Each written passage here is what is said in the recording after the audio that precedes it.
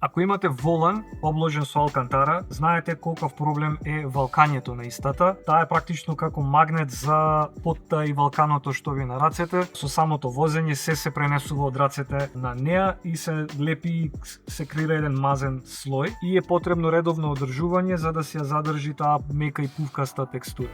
Алкантарата треба да биде ваква, мека, пувкаста, меѓутоа со текот на користењето од валканирација од пот станува мазна и не е баш пријатна на допир.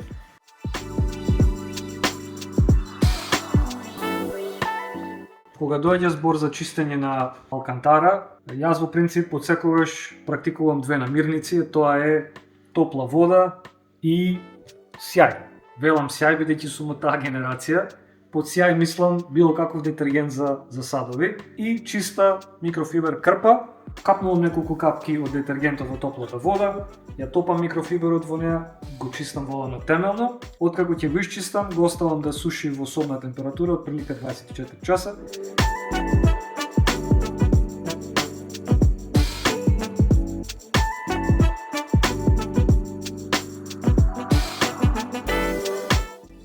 Без разлика дали имате алкантара волан или кожен волан или дрвен волан, убава пракса е да го чистите од време на време, бидејќи сето ова на секојдневна база доколку ја возите колата, завршува пак на вашите раце и вајс верса.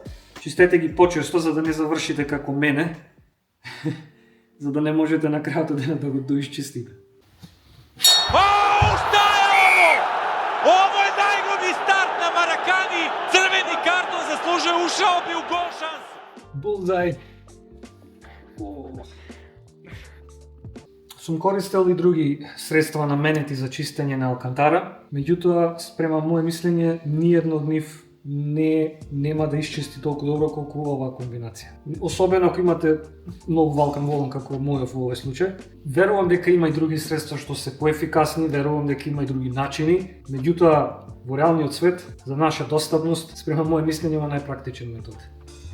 Финална проверка, кога последното поминување практично нема да остава валканици, значи дека горе-долу воланот е почист од тоа што беше претходно. Воланот е сув, мислам дека очигледна е разликата, веќе на допир не е никаде мазен.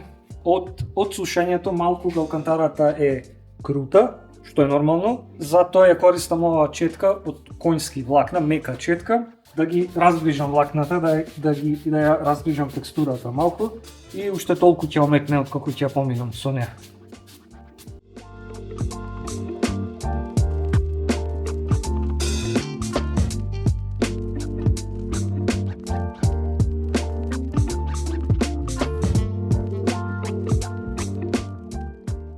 Чудо е што може малку детергент за садови и топла вода да направат, нели?